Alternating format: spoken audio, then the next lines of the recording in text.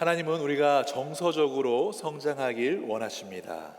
우리가 사는 이 시대의 정서, 다른 말로 하면 감정, 우리가 정서, 감정 생각하면 왠지 부정적으로 그렇게 생각을 할 수가 있습니다. 이런 얘기 우리 잘 하죠. 너는 감정적이야. 너 너무 감정적으로 결정하는 거 아니니? 감정이 아니라 이성적으로 우리가 판단하고 생각을 해야지. 그래서 우리가 대부분 이제 뭔가 감정이 올라올 때 우리는 그 감정을 좀 부정하려고 하는 그런 경향이 있습니다. 그런데 우리가 한 가지 분명하게 알아야 되는 것은 감정, 이 정서는 하나님께서 우리에게 주신 선물이라는 사실입니다. 우리 말씀 보시면 데살로니가전서 5장 23절에 다음과 같이 우리에게 증거합니다. 평화의 하나님이 여러분을 온전히 거룩하게 하시고 우리 주 예수 그리스도께서 다시 오실 때 여러분의 영과 혼과 몸을 흠없이 완전하게 지켜주시길 기도합니다. 오늘 성경에 보시면 혼과 육 그리고 영이 함께 한다. 그래서 신학적으로 보면 이 혼의 부분이 우리 정서, 감정과 연결이 되어 있는 부분입니다. 그래서 우리는 이것을 혼이라고 이야기하고 또한 마인드라고 얘기도 하며 이모션, 정서, 감정이라고도 얘기하는데요.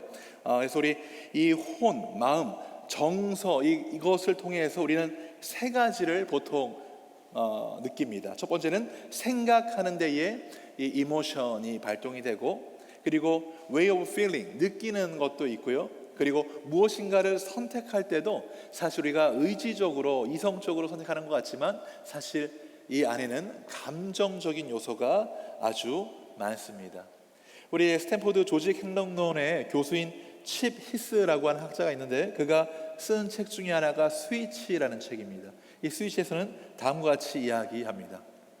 코끼리 위에 앉은 기수는 고삐를 쥐고 리더처럼 보입니다. 하지만 기수의 통제력은 불안정합니다. 왜냐하면 기수는 코끼리에 비해 너무 작기 때문이죠.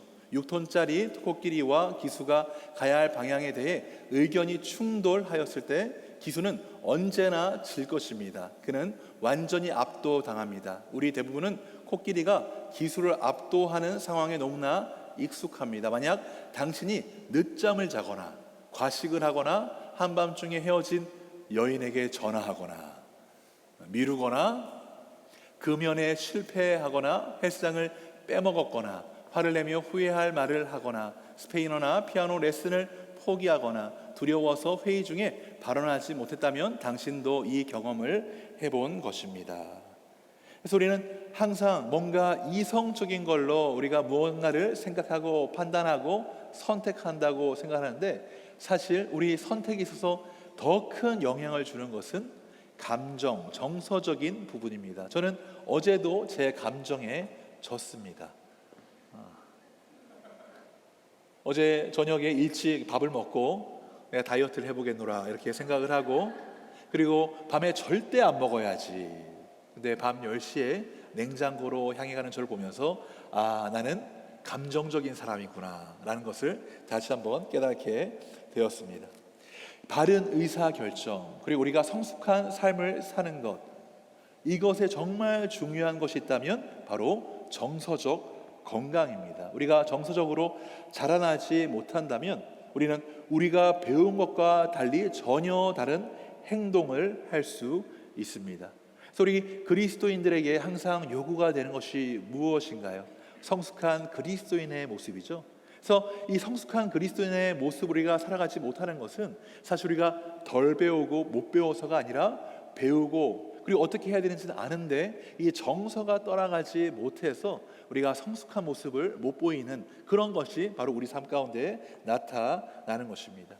그래서 우리 정서가 건강할 때 우리는 나만 사는 것이 아니라 나도 살고 다른 사람도 살리는 그런 영향력 있는 하나님의 사람이 될 수 있는 것이죠. 특별히 우리 청년의 때는 지금 이제 직장도 가고 내 커리어도 쌓고, 그리고 청년의 때 가장 중요한 부분이 무엇입니까? 나와 함께 70년, 80년을 앞으로 같이 살 내 배우자를 만나는 것 아닙니까? 내 배우자와의 만남, 그리고 내 배우자와 가정을 이루는 데 있어서도 정말 중요한 것은 정서적 건강입니다. 내가 아무리 돈이 많고 지식이 많다고 하더라도 정서적으로 건강하지 않으면 그 가정은 건강하게 자라지 못합니다. 그래서 저는 이 자리에 있는 우리 모든 청년들이 정서적으로 건강해지기를 바랍니다. 성경 우리에게 이야기하죠. 잠언 4장 23절에 보시면, 새 번역으로 보시면, 그 무엇보다도 너는 내 마음을 지키라. 그 마음이 바로 생명의 근원이기 때문이다. 그래서 우리가 나의 감성, 나의 정서를 잘 돌보고 그 안에서 성숙한 성장을 이룰 때 우리는 생명력이 있는 삶을 사는 것이죠. 사실 우리 말 한마디가 사람을 죽이기도 하고 살리기도 합니다. 근데 그 말에 나의 나쁜 정서가 들어가면 그 사람은 죽게 되어 있어요. 내 자신도 죽게 되어 있습니다. 하지만 정서가 건강하다면 비록 내 상황이 안 좋다고 할지라도 그 안에서 최선의 것을 선택해서 다른 사람을 살리는 일을 할 수 있는 것이죠. 그래서 성경은 우리 안에 마음의 문제, 마음이 바로 잡힐 때 여기에서 생명이 나온다라고 그렇게 이야기하고 있습니다. 이 정서적 건강, 성숙한 정서의 본이 되시는 분이 바로 예수님이죠. 예수님이 건강한 정서의 본이 되십니다. 오늘 우리가 읽는 이 성경 구절은 우리 예수님의 성장을 담고 있습니다. 짧은 한 구절이지만 이 말씀을 통해서 우리가 알 수 있는 한 가지는 예수님도 우리와 같이 유년기 시절을 거치셨다, 청년기의 시절을 거치셨다라는 것을 알 수 있고요. 그리고 우리 예수님도 전 영역에 걸쳐서 성장하셨다라는 것을 우리는 말씀을 통해 배울 수 있는 것입니다. 우리 누가복음 2장 52절 다시 한번 보도록 하겠습니다. 예수는 지혜와 키가 자라가며 하나님과 사람에게 더욱 사랑스러워 가시더라. 예수님은 지금 오늘 말씀해 보시면 키가 자라고 하나님과 사람들에게 더욱 사랑스러워 가고 그리고 지혜가 더하셨다라는 것을 우리에게 증거하고 있습니다. 이것 통해서 우리는 5가지 영역에서 예수님이 성장하셨다라는 것을 알 수 있어요. 키가 자라며, 이것은 신체적인 성장을 이야기하는 것입니다. 그리고 지혜가 자라고, 이것은 지적인 영역의 성장을 이야기하는 것이죠. 그리고 하나님과 사람에게 더욱 사랑스러워 가시더라는 영적인 측면과 사회적 측면과 그다음에 사랑받음으로서 성장하는 정서적인 측면이 이 말씀 가운데 다 들어가고 있는 것입니다. 사랑하는 성도 여러분, 예수님도 사람이셨습니다. 우리가 성경 통해서 한 가지 알 수 있는 것은 성경에 있는 모든 인물들이 위대해 보인다고 할지라도 그들 역시 땅의 사람이었다는 것입니다. 다들 희노애락을 경험했고 그리고 고난을 경험했습니다. 근데 그럼에도 불구하고 성경에 나온 인물들이 우리가 아는 믿음의 선배들이 될 수 있었던 것은 그 모든 것을 정서적으로 잘 소화하고 믿음의 바른 반응을 하였다라는 것입니다. 우리 예수님도 마찬가지였죠. 우리 예수님도 오늘 말씀해 보시면 사랑스러워가며 정서적으로 성장하셨지만 예수님께서 사역하실 때 예수님은 많은 상처를 받으셨습니다. 특별히 자신이 사랑했고 그리고 사랑을 받았던 사람들에게 상처를 받으셨죠. 예수님께서 공생애를 하실 때 예수님이 예수님의 고향에 가서 말씀을 전하시고 병 고치는 사역을 하시는데 그때 예수님을 사랑했던 가족들이 예수님을 비난합니다. 예수님을 받아주지 않습니다. 또한 마을 사람들이 예수님을 거부합니다. 그것뿐만이 아니라 많은 바리새인들이 예수님을 거부합니다. 그리고 예수님께서 십자가를 지실 때를 생각해 보십시오.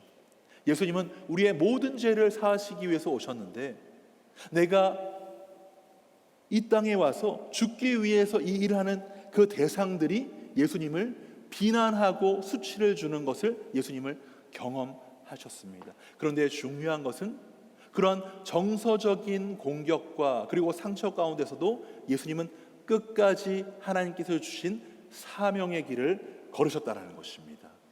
그래서 우리 요한복음 17장 4절에 보면 예수님께서 십자가의 일을 이루심으로 하나님께 영광이 되셨다. 그래서 예수님은 정서적으로 많은 고통과 상처를 받을 수 있는 그런 상황 가운데 있으셨음에도 불구하고 건강한 정서적인 성장에 의해서 그 모든 것을 소화하시고 우리 요즘 현대말로 회복 탄력성이라고 하죠. 그 회복 탄력성을 가지고 끝까지 사명자로서 십자가의 일을 완수하신 것을 우리는 성경을 통해 볼 수 있는 것이죠. 사랑하는 성도 여러분, 예수님을 바라보시길 바랍니다. 우리가 정말 좋은 동기를 가지고 일을 하는데 비난받는 일이 있을 수 있나요, 없나요? 있습니다. 직장 가운데서도 나는 좋은 의도로 했는데 그것이 나에게 부메랑으로 돌아올 때도 있습니다. 또한 교회에서 함께 봉사할 때, 여러분, 봉사하는 것이 쉽습니까? 아니죠. 우리는 어디 돈을 받아서 봉사하나요? 아니죠. 내 시간과 물질과 모든 것들을 투자해서 우리 공동체를 섬기기 위해 봉사하는데, 근데 오히려 그 봉사하는 것을 비난하는 사람도 여긴 없죠. 그런데 있을 수가 있습니다. 하지만 우리 하나님은 우리에게 말씀하시죠. 우리 예수님처럼 우리가 그 일 가운데서도 너무 상처받지 않고 회복하고 그 일들을 끝까지 감당하기 원하신다라는 것입니다. 그래서 우리가 때로는 정서적으로 상처를 받을 때 이런 생각이 들 때가 있습니다. 과연 내가 끝까지 이 일들을 감당할 수 있을까? 그리고 우리 청년의 때에 한번 좌절이 왔을 때 생각하는 것이 어떤 생각입니까? 나는 과연 꿈을 이룰 수가 있을까? 나는 과연 좋은 어른이 될 수 있을까? 여러 가지 생각들이 내 머리를 감쌉니다. 근데 중요한 것, 하나님 말씀 우리에게 다음과 같이 아주 분명하게 이야기합니다. 우리 빌립보서 2장 13절 말씀 한 목소리 한번 읽어볼까요? 시작. 너희 안에서 행하시는 이는 하나님이시니 자기의 기쁘신 뜻을 위하여 너희에게 소원을 두고 행하게 하시나니. 사랑하는 성도 여러분, 우리가 예수님을 믿고 하나님의 자녀가 되면 우리 예수님은 우리에게 생명만 주시는 것이 아니라 우리 안에 소원을 두게 하시고 주의 일을 성취하게 하십니다. 그것을 붙잡고 나아갈 때 우리는 우리의 정서적인 건강을 본으로 보여주신 예수님을 붙잡고 나아갈 수 있는 것입니다. 그러면 우리는 어떻게 예수님을 바라보며 건강한 정서를 가질 수 있을까? 하나님과의 친밀한 관계 속에서 건강한 정서를 성장시키십시오. 우리는 오늘 성경에서 두 가지 관계를 통해 예수님의 정서가 자라나는 것을 볼 수 있습니다. 오늘 본문 다시 한번 보실까요? 우리 누가복음 2장 52절인데 우리 한 목소리를 읽겠습니다. 시작. 예수는 지혜와 키가 자라가며 하나님과 사람에게 더욱 사랑스러워 가시더라. 우리 예수님께서 자라시는 데에 누구의 사랑을 받으신다고 말씀하십니까? 하나님의 사랑을 받으시며 자라가시더라라고 성경은 우리에게 이야기하고 있습니다. 이 정서적 성장, 이것은 우리 교회뿐만이 아니라 그리고 바깥의 세큘러 학문에서도 많이 다루는 부분입니다. 이 정서적 건강, 이모셔널한 이 부분, 이모셔널 인텔리전스에 대해서 아주 연구를 많이 하신 분이 다니엘 골먼이라는 분이죠. 그분이 이 이모셔널 인텔리전스라는 이 책을 통해서 정서적 건강을 위해서 가장 먼저 필요한 것은 자기 인식이라고 이야기합니다. 나를 객관적으로 인식하는 데에서부터 정서적 건강은 자라난다. 그런데 저는 이것이 반은 맞고 반은 틀리다라고 생각을 합니다. 왜냐하면 우리 인생은요, 나 자신만을 봐서는 우리 인생을 제대로 알 수 없습니다. 우리를 창조하신 하나님을 통해서 우리 자신을 발견할 때 우리의 이 정서는 건강하게 자라게 되는 것입니다. 그래서 하나님을 통해서 나를 인식하는 것, 이것이 바로 정서적 성장의 핵심인 것을 여러분 기억하시길 바랍니다. 우리 예수님이 바로 하나님을 통해서 자기 자신이 누구이신지 셀프 아이덴티티를 확인하셨습니다. 우리 오늘 말씀은 예수님께서 예루살렘 성전으로 올라가신 이야기입니다. 우리 예수님이 어렸을 때 겪은 큰 트라우마 중에 하나는 아버지를 일찍 여인 것이었습니다. 이 당시는 아직 예수님의 아버지인 요셉이 살아 있었지만 이 시기가 조금 지나고 예수님의 아버지인 요셉은 일찍 죽게 됩니다. 그래서 예수님은 자녀 많은 집에 이제 장남으로 살아가게 되시죠. 그런데 오늘 말씀 보시면 예수님이 예루살렘 성전에 가셨을 때, 그리고 예수님이 그 안에 들어가셨을 때 그곳이 아버지의 집이다라고 하는 것을 인식하셨고, 요셉 아버지 이전에 하나님께서 나의 아버지 되신다는 사실을 예수님 먼저 인지하셨습니다. 또한 우리 예수님께서 공생의 사역을 시작하실 때, 예수님이 세례를 받으실 때 어떠한 장면이 펼쳐졌습니까? 우리 마태복음 3장 17절에 보시면 이는 내 사랑하는 자요 내 기뻐하는 자라. 예수님께서 세례를 받으실 때 하나님께서 예수님이 누구신지를 아주 분명하게 밝혀주셨습니다. 그리고 예수님께서 마지막 십자가의 사명의 길을 걸으실 때, 그때는 예수님이 십자가를 지시기 전에 변화산에 제자들과 함께 오르셨을 때 하나님께서는 영광으로 나타나시고, 그리고 예수님께 그가 나의 사랑하는 자다라고 예수님이 누구신지를 분명하게 하는 것을 우리는 성경을 통해 볼 수 있는 것이죠. 사랑하는 성도 여러분, 나의 자신의 아이덴티티, 이것을 다른 데서 찾지 마시고 하나님을 통해서 발견하시길 바랍니다. 우리의 건강한 정서는 여기서부터 시작이 됩니다. 그렇게 할 때 우리는 지금 조금 힘들다고 할지라도 건강한 정서를 바탕으로 하나하나 성장할 수 있는 것이죠. 그러면 하나님께서 우리에게 말씀하시는 우리 자신은 어떤 사람인가? 우리 스테이트먼트가 하나씩 나올 텐데 우리 한 목소리로 함께 읽기 원합니다. 첫 번째 한번 읽습니다. 시작. 나는 본래 가망이 없는 죄인이었지만 지금은 하나님의 자녀입니다. 우리 로마서 5장 8절에 보시면 우리가 아직 죄인 되었을 때에 그리스도께서 우리를 위하여 죽으심으로 우리를 향한 하나님의 사랑을 확증하셨죠. 그리고 그를 믿는 자마다 누구든지 하나님의 자녀가 되는 권세를 주셨습니다. 우리 옆 사람 한번 보시기 바랍니다. 그 안에 하나님의 모습이 보이십니까? 우리는 예수님을 믿음으로 하나님의 자녀가 되었습니다. 두 번째, 우리 계속해서 읽습니다. 시작. 나의 가치는 예수님의 목숨값을 통해 확정되었습니다. 우리 그 직장인들, 이 어깨가 높아지고 낮아지고 하는 기준이 무엇인가요? 연봉. 제가 예전에 한국에서 이제 대학을 졸업하고 그리고 직장을 가는데 좀 늦어졌습니다. 그리고 나서 동기들을 만났는데 동기들이 하나같이 하는 것이 책상 위에, 그때 제가 이제 직장 갈 때는 그때 막 그 신용카드가 그 레벨별로 막 나오던 때였어요. 그때 제 친구들을 만나니까 다들 그 테이블 위에 내가 어떤 카드를 가지고 있는지를 보여주더라고요.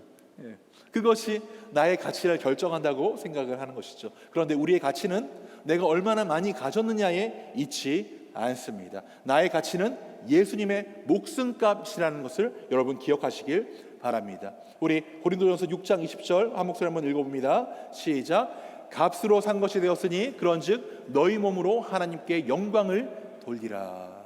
우리는 예수님의 목숨값으로 사신 하나님의 것입니다.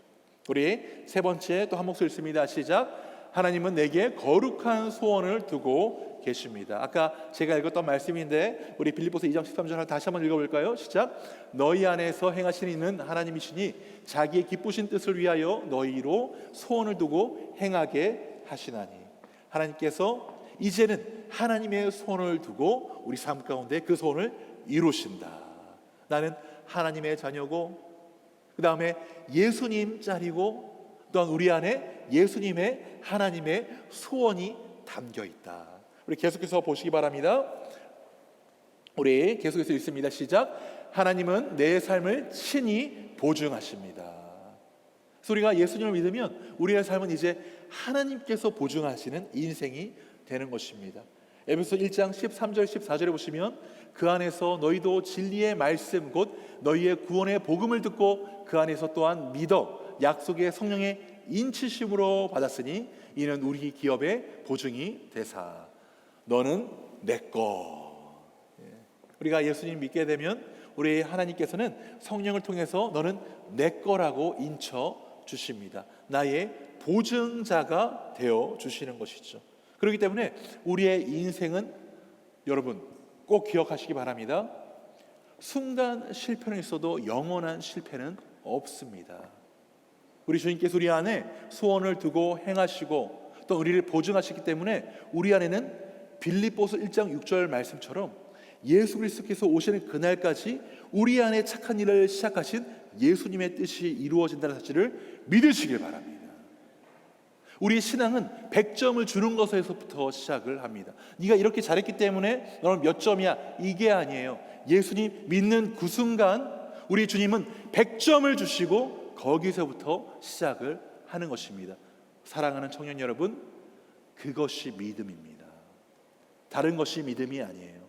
하나님께서 나의 보증이 되시고 하나님께서 내게 소원을 두시고 그 소원을 하나님께서 주어가 되셔서 이끄신다. 이것을 믿고 우리가 나아갈 때 우리 안에 여러 가지 감정적인 어려움과 관계적인 어려움이 있다고 할지라도 우리는 그 안에서도 다시 한번 힘을 얻고 일어나서 주님과 동행하는 삶을 살아갈 수 있는 것입니다. 그리고 우리 계속해서 보도록 하겠습니다. 읽습니다. 시작. 나를 향한 하나님의 사랑은 밀려오는 파도처럼 끝이 없습니다. 사랑하는 성도 여러분, 사람의 사랑은 끝이 있습니다. 우리 남자친구, 여자친구가 옆에 있죠? 지금 믿고 싶죠? 너무 믿지 마세요. 너무 믿지 마십시오. 사람의 사랑은 유효합니다. 무한하지 않습니다. 하지만 하나님의 사랑은 끝이 없습니다. 미국의 대표적인 설교자인 맥스 루케이더 목사님이 어렸을 때 샌안토니오에서 살았습니다. 바다를 본 적이 없었어요. 그러다가 이제 8살이 돼서 이 캘리포니아의 삼촌 집에 놀러를 왔습니다. 그래서 이제 바다를 처음 본 것이죠. 그래서 바다에서 이제 파도가 이제 밀려오는 그 파도에 자신의 발을 맡겼는데 이 파도가 끊임없이 자신의 발을 덮는 것입니다. 그래서 이 어린 맥스 루케이더 목사님이 그 파도가 너무 신기해서 이렇게 있었더니 삼촌이 옆에 와서 이렇게 이야기를 합니다. 맥스, 파도가 신기하니?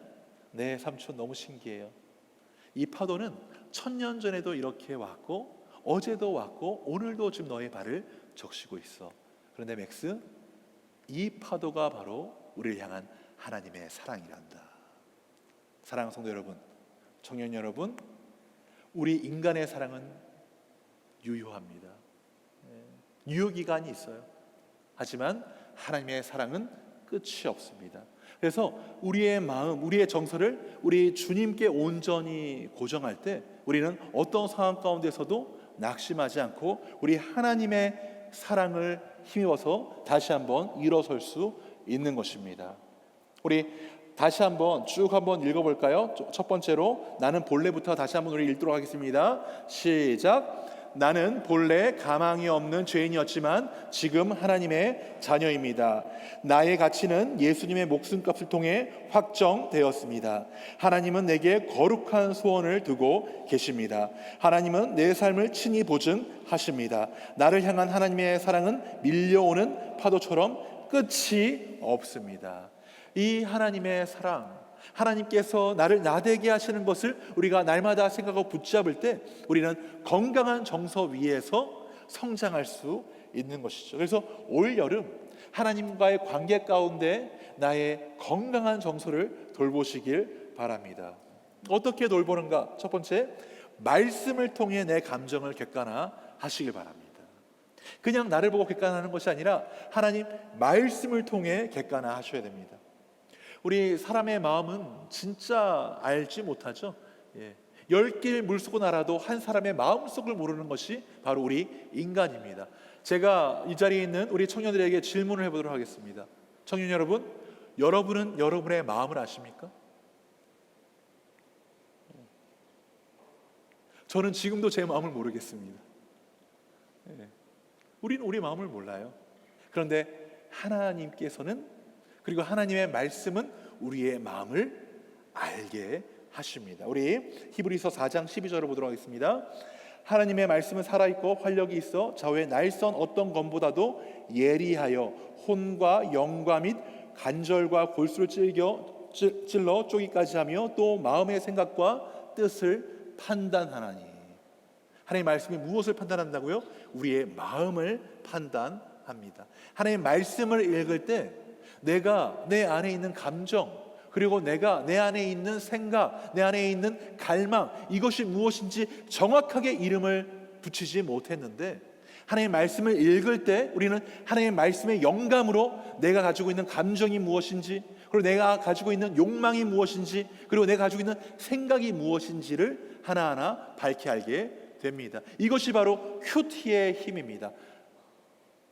아까 제가 광고로 보니까 8월 17일부터 우리 모교 모임을 하나요? 전도사님? 10일? 28일부터 우리 청년 여러분 모교 모임 꼭 오시기 바랍니다. 그때 모교 모임 때 와서 하는 것이 큐티 훈련이거든요. 우리 청년의 때에 큐티 훈련만 제대로 해도, 사랑하는 청년 여러분, 하나님과 동행하는 삶을 우리는 정말 어렵지 않게 은혜로 할 수가 있습니다. 그래서 우리 하나님 안에서 말씀으로 내 자신을 볼 때 우리는 객관화할 수 있는 것입니다. 그래서 말씀으로 나를 객관화할 때 첫 번째로 다른 사람을 비난하지 않고, 두 번째로 나 자신 역시 비난하지 않으며, 세 번째로 그 문제를 하나님께 가지고 갈 수 있는 것이죠.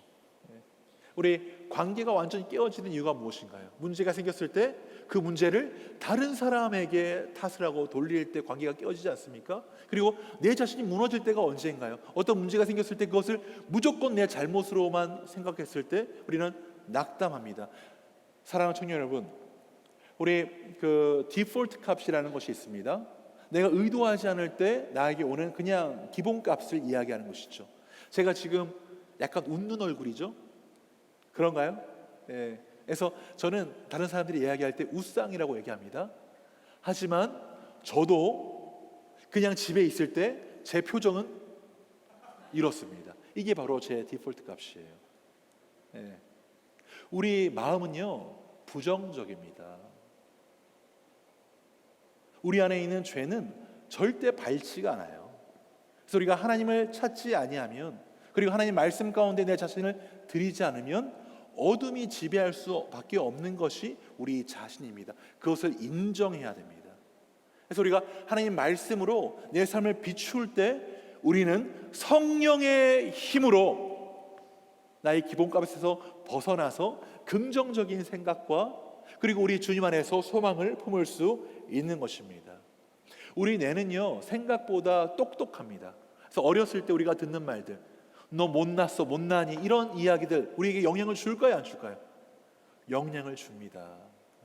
제 아내에게는 비밀인데, 제 아내는 이전까지, 저를 만나기 전까지 자신이 못났다고 생각을 했대요.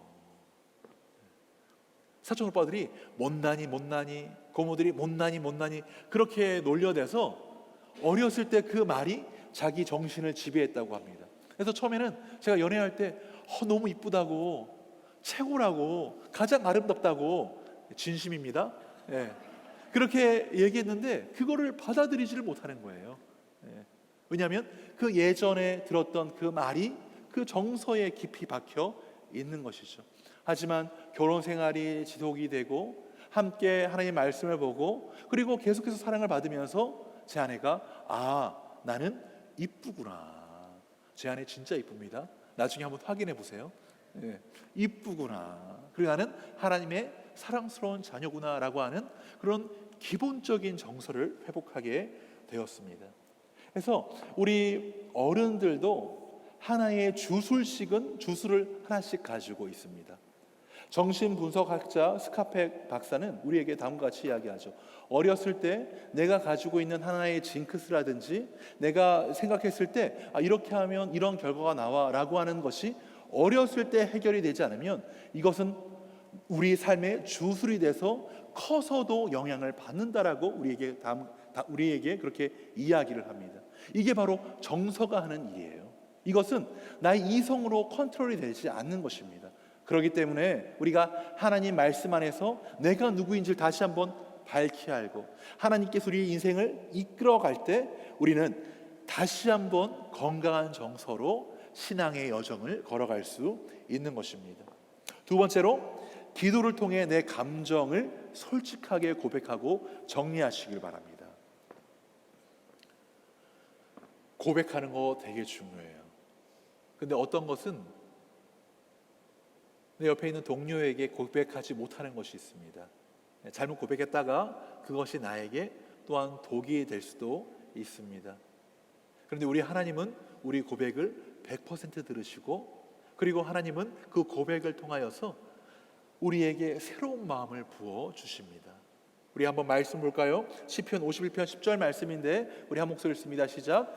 하나님이여 내 속에 정한 마음을 창조하시고 내 안에 정직한 영을 새롭게 하옵소서. 다윗이 하나님 앞에 자신의 죄를 고백하며 통회할 때 그가 고백했던 것이죠. 하나님, 내 안에 새로운 창조, 마음을 창조하여 주시옵소서. 우리가 하나님 앞에 나의 문제를 가지고 그리고 나의 정서적 아픔을 가지고 기도하며 나아갈 때 우리 하나님은 우리 마음에 있는 문제에 해결책을 주실 뿐만이 아니라 우리 마음에 새로운 마음을 창조하여 주십니다. 그것을 우리가 주님 안에서 해결할 때 우리가 가지고 있었던 정서적 아픔들은 오히려 다른 사람들을 감싸고 이해하는 큰 통로가 되는 것이죠. 그래서 지금 내가 가지고 있는 그 상처를 하나님께서 정말 귀하게 사용하실 것이라는 소망을 가지시길 바랍니다. 말씀으로 내 자신을 객관화를 하고 또한 하나님 앞에 솔직하게 토로하며 기도하고, 세 번째, 이거 진짜 중요한 건데, 규칙적인 운동과 충분한 수면하시기 바랍니다. 여러분, 몇 시간 주무십니까? 나 5시간 이상 잔다. 손 한번 들어보시겠습니까? 그럼 6시간 이상 잔다. 7시간 이상 잔다. 감사합니다. 그러면 4시간도 못 잔다. 이쪽에 있는 분들, 이쪽에 있는 분들, 다 손을 드는데 이쪽에 있는 분들, 손을 들어주시죠. 나는 5시간 이상 잔다. 5시간 이상 못 잔다. 여러분 힘내십시오. 우리 육체는 인풋과 아웃풋이 확실합니다. 그리고 우리의 정서는 육체와 연결이 되어 있습니다. 그래서 충분한 수면을 취할 때 우리 정서도 건강해지고 우리는 그 일들을 감당할 수 있는 힘을 얻게 됩니다. 그래서 사랑하는 우리 청년 여러분, 내가 일을 하는 데 있어서 사실 저도 많은 일을 하고 저 역시 일중심인데, 시간을 내려고 하면 시간을 내서 잠을 잘 수 있습니다. 저는 꼭 6시간 이상을 잡니다. 의학적으로 7시간 이상 잘 때 우리의 몸이 정상적으로 펑션한다고 합니다. 그리고 이것은 우리의 심리에도 큰 영향을 줍니다. 그래서 우리 안에 잠을 못 자게 하는 것들이 많죠. 제 아내 이야기해서 자꾸 너무 미안한데, 제 아내도 혼자 시간을 갖는 것이 넷플릭스 보는 시간인데, 보다 보면 1시간, 2시간 금방 가죠. 그러다 보면 수면 시간을 놓치기 마련입니다. 올여름 어떻게든지 수면 시간을 확보하시기 바랍니다. 그리고 때로는 내 안에 마음이 우울한 마음이 생길 때 그때 모든 것을 내려놓고 한숨 자고 일어나십시오. 그러면 상쾌해지는 것을 경험할 수 있습니다. 충분한 수면 꼭 하시기 바랍니다. 그리고 네 번째로, 정기적으로 자연 속에서 하나님을 만나십시오. 정기적으로 자연 속에서 하나님을 만나셔야 됩니다. 하나님의 신성이 자연 가운데 들어가 있습니다. 그래서 우리는 하나님을 말씀을 통해서도 만나지만 자연을 통해서도 만나게 됩니다. 저는 달라스에서 왔거든요. 달라스는 황량합니다. 근데 이곳에 오니까 자연이 너무 좋아요. 그래서 저는 어떻게든지 한 달에 한 번 정도는 저의 정서적 건강을 위해서 산타모니카 해변가로 갑니다. 거기 가면 거기 커뮤니티 센터가 있는데 거기 공짜로 이 자리에 되게 편안한 의자에 앉을 수가 있어요. 그 멀리 파도 소리도 들리고 파도도 보고 거기에서 1시간 정도 책을 읽으면 얼마나 저의 생각과 모든 것들이 정리가 되는지 모릅니다. 주차요금 6불. 주차요금 6불로 나의 정서적 건강을 챙길 수가 있습니다. 우리 캘리포니아에 살면서 텍스 많은 이유, 날씨도 있습니다. 자연 환경도 있습니다. 누리시길 바랍니다. 그래서 하나님의 말씀을 통해서, 기도를 통해서, 충분한 휴식과 수면을 통해서, 그리고 자연 속에서 하나님을 경험함으로 나의 정서를 정화시키길 바랍니다. 우리 하나님 우리에게 다음과 같이 말씀하시죠. 시편 40편 10절 말씀에 이르기를 너희는 가만히 있어 내가 하나님됨을 알지어다. 자연 가운데 충분한 휴식을 취하며 하나님께서 나의 하나님이 되심을 우리가 누릴 때 우리의 정서는 하나님 안에서 정화가 되고 우리는 건강한 정서를 관리하고 성장시킬 수 있습니다. 그리고 또 우리가 하나님 안에서 건강한 정서를 성장시킨다면 또 한 가지, 사람들과의 건강한 관계 속에서 건강한 정서를 성장시켜야 합니다. 하나님과의 관계, 그리고 사람과의 관계. 우리 오늘 본문 말씀 다시 한번 보도록 하겠습니다. 예수는 키가 자라며 하나님과 누구에게요? 사람에게 더욱 사랑스러워 가시더라.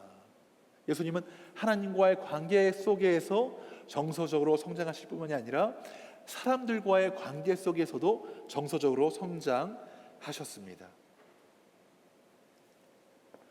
우리는 관계 속에서 정말 많은 영향을 받습니다. 특별히 우리의 정서에 있어서 가장 영향을 주는 분이 누구십니까? 바로 부모님이죠. 우리 부모님은 내가 선택할 수 있습니까? 없습니까? 없죠. 그래서 많은 청년들이 부모님과의 관계 가운데 정서적인 상처를 받는 것을 저는 많이 보게 됩니다. 하지만 우리가 부모님과의 그 관계 이외에 사회에서 만나는 사람들, 또한 학교에서 만나는 사람들, 교회 공동체에서 만나는 사람들은 나에게 선택권이 있습니다. 그래서 우리가 우리의 정서를 건강하게 성장시키기 위해서는 좋은 사람들, 그리고 나에게 힘을 주는 사람들, 특별히 나의 가치를 알고 나를 존중해 주는 사람들과 만나는 것이 중요합니다. 그래서 사랑하는 청년 여러분, 나를 건강하게 해주는 사람들과 먼저 만나시길 바랍니다. 우리의 팔레토 법칙이 있죠. 이 팔레토 법칙은 8대2 법칙인데 이것은 관계에도 그대로 적용이 됩니다. 내가 어디를 가잖아요. 그러면 나를 그냥 사랑해주는 사람 20%가 있습니다. 그 사람들은 나를 그냥 좋아하는 거예요. 또 20%의 사람들은 나를 그냥 싫어합니다. 그런 사람들은 그냥 내비두세요. 어쩔 수 없습니다.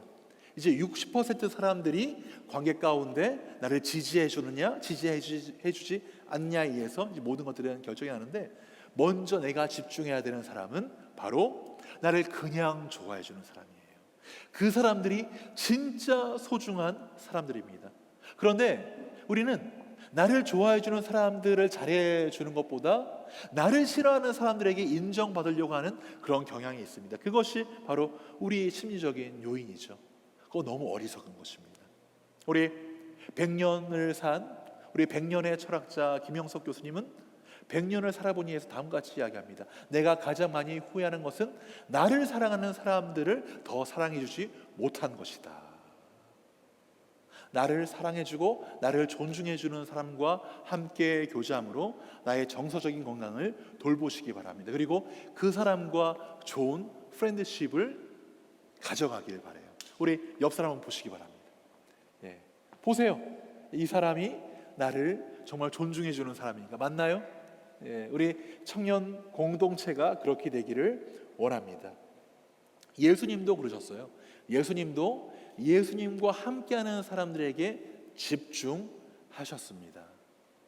우리 예수님이 공생의 사역을 하시면서 누구에게 집중하셨습니까? 12제자와 먹고 마시며 삶을 함께 보내셨습니다. 그리고 예수님은 자신을 존중해 주는 사람을 또한 존중해 주셨어요. 우리 요한복음 3장에 보시면 니고데모라고 하는 그 당시에 공회원인 사람이 옵니다. 그는 부자였고 또한 젊었고 공회원으로서 아주 힘이 있는 사람이었습니다. 근데 그 니고데모가 예수님께 왔을 때 니고데모는 예수님께 아주 존중을 포하면서 오거든요. 그때 예수님은 그 니고데모를 아주 귀하게 받아들이고 그리고 그에게 하나님의 나라에 대해서 이야기를 하죠. 그 대화 가운데 나온 말씀 구절이 바로 우리가 잘 아는 요한복음 3장 16절 말씀입니다. 그리고 우리 성경에는 아주 자세하게 기록되어 있지 않지만 예수님이 그 이후에도 이 니고데모와 좋은 관계를 맺으셨던 것 같습니다. 그렇기 때문에 예수님께서 십자가를 지시고 죽으셨을 때 니고데모가 자신의 재산으로 자신이 가지고 있는 것으로 예수님의 장례를 잘 치러지는 모습을 우리는 성경을 통해서 볼 수 있는 것이죠. 반면에 예수님은 자신을 거부한 사람은 그냥 가게 두셨습니다. 우리 마가복음과 누가복음에 보시면 예수님을 찾아온 또 다른 부자 청년이 있습니다. 그는 율법을 지켰던 사람이에요. 그리고 예수님께 와서 예수님께 질문하죠. 선생님, 제가 어떻게 하면 영생을 얻을 수 있겠습니까? 예수님이 그를 너무나도 사랑스럽게 보셨습니다. 우리 마가복음 10장 21절 보실까요? 예수께서 그를 보시고 사랑하사. 왜냐하면 그는 누구보다도 율법에 진심인 사람이었고 그리고 영원한 생명을 얻기 위한 그런 열망이 있던 청년이었거든요. 예수님께서 그를 사랑스러운 눈으로 보시고 이렇게 말씀하시죠. 우리 마가복음 10장 21절에서 22절 보도록 하겠습니다. 이르시되 내가 아직도 한 가지 부족한 것이 있으니 가서 내게 있는 것을 다 팔아 가난한 자들에게 주라. 그리하면 하늘에서 보화가 내게 있으리라. 그리고 와서 나를 따르라 하시니 그 사람은 재물이 많은 고로 이 말씀으로 인하여 슬픈 기색을 띠고 근심하여 가니라. 예수님이 이 사람을 붙잡으셨나요? 붙잡지 않으셨죠. 나를 따르라, 나와 함께 교제하자, 내가 너를 제자로 받겠다라고 하신 예수님의 요청에 슬픈 기색을 가지고 떠난 그 청년을 붙잡지 않으시고 그 다음에 보시면 예수님은 바로 자신과 함께하고 있는 12제자에게 집중하는 모습을 볼 수 있습니다. 나에게 잘해주는 사람, 나를 존중해주는 사람을 사랑하는 것이 지혜인 줄 믿으시길 바랍니다. 이런 사람들과 아주 성숙한 교제를 하시길 바랍니다. 나를 사랑해주는 사람과 교제를 한다면 이거 정말 중요한데 나의 정서를 해치는 사람들과는 멀어지시길 바랍니다. 게리 토마스라는 신학자가 쓴 고통스러운 관계에 떠나기 위해서 게리 토마스는 우리 삶에 있어서 우리를 계속해서 부정적인 생각과 그리고 우리를 파괴적인 생각으로 이끄는 사람을 toxic person, 독성이 있는 사람이라고 그렇게 명칭을 합니다. 독성이 있는 사람은 어떤 사람인지 우리 한번 보도록 합시다. 독이 되는 사람들은 그저 까다롭기만 한 사람들이 아니다. 구제불능도 아니다. 단순히 불쾌한 사람들이 아니다. 이 책에서 말하고 있는 독이 되는 사람들은 기본적으로 당신을 무너뜨리고 파괴하는 그런 사람들이다. 그들은 당신의 열정을 꺾고 수치심과 죄책감과 좌절감을 불러일으키는 사람들이다. 우리 주변에 독성이 있는 사람들이 있을 수가 있습니다. 그런데 우리 청년부에는 없는 것 같습니다. 한번 보시죠. 다들 너무 사랑스럽지 않습니까? 그런데 우리가 사회생활을 하고 우리가 삶을 살다 보면 독성이 있는 탁식 퍼슨들이 있습니다. 근데 이 사람들은 기본적으로 우리를 자신의 기분 상태로 끌어내리기를 원합니다. 그리고 우리의 사고와 그리고 나를 자신의 영역 가운데 가두려고 하는 그런 성향이 있습니다. 그래서 우리가 탁식 퍼슨에게 만족을 주려고 하고 그리고 그들에게 인정받으려고 할 때 우리의 정서는 완전히 무너지게 되어 있습니다. 이 탁식 퍼슨은 안타깝게도 우리 가정에도 있어요. 나의 아버지가 될 수도 있고 우리 어머니가 될 수도 있습니다. 그렇기 때문에 이 청년이 이제 내가 이제 경제적으로 어느 정도 다 자립하게 되면 부모님을 기분 좋게 말씀드리고 살짝 떠나 있는 것도 방법입니다. 지혜로운 방법이에요.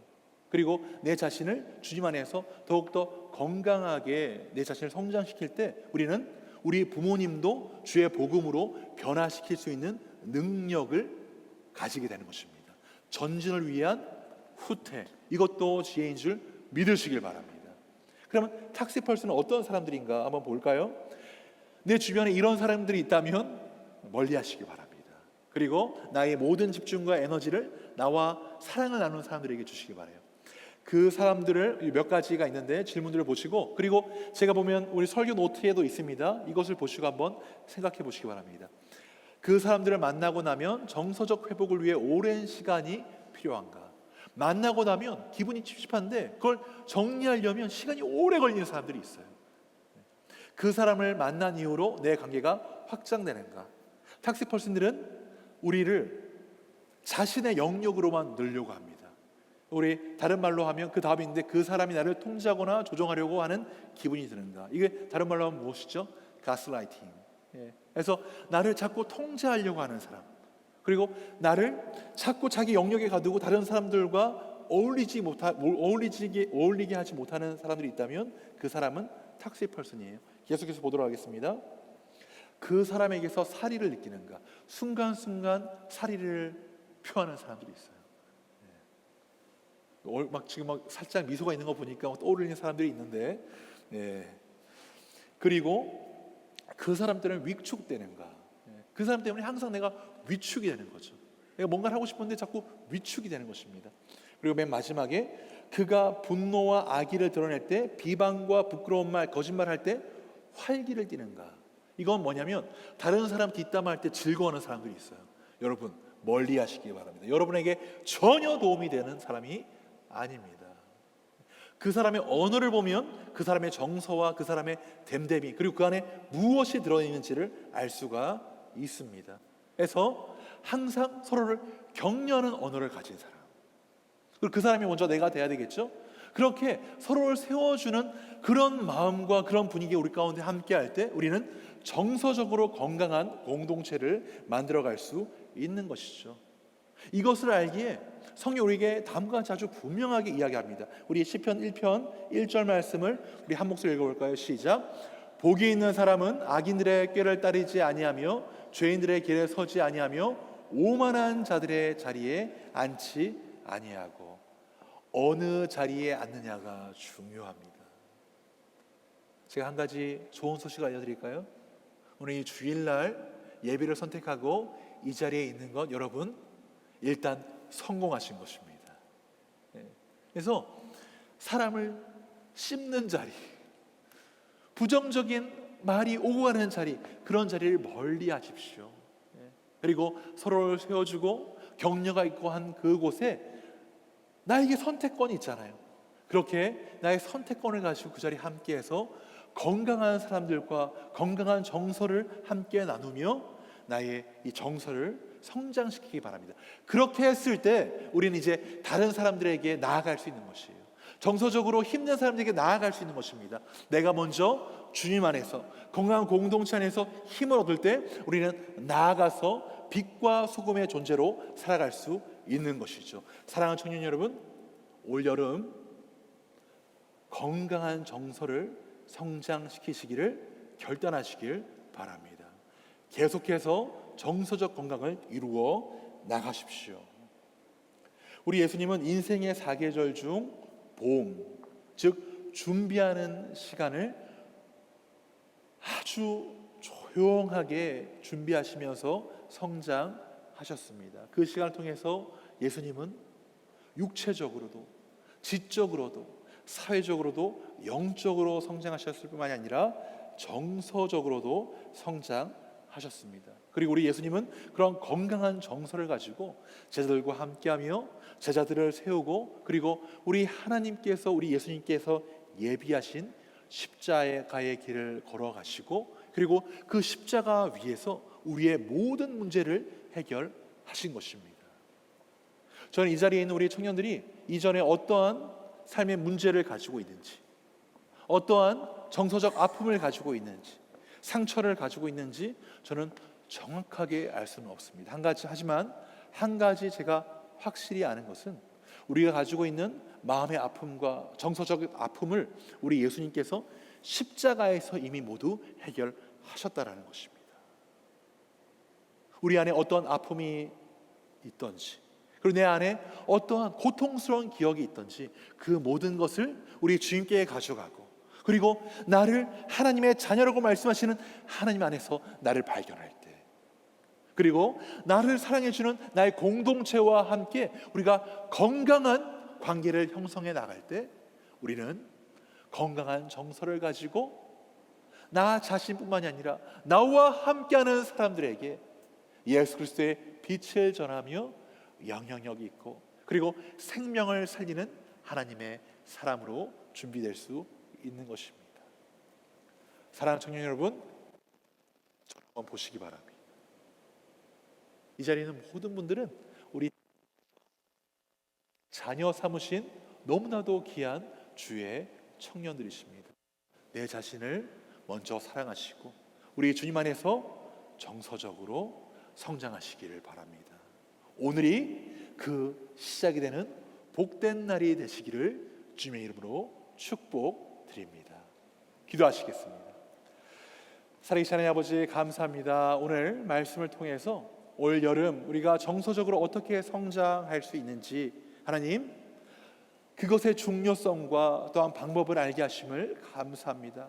하나님 아버지, 자리에 있는 우리의 청년들 너무나도 귀한 청년들입니다. 하나님의 미래입니다. 하나님 이들을 붙잡아 주시고 하나님 아버지, 우리가 주님 안에서 나의 자신을 발견하고 주의 거룩한 공동체 안에서 서로 교제하며 나아갈 때 우리 예수님처럼 키가 자라고 지혜가 더하고 하나님과 사람들에게 사랑스러워가며 주님 안에서 성장하는 우리 모두 될 수 있도록 주여 은혜를 더하여 주시옵소서.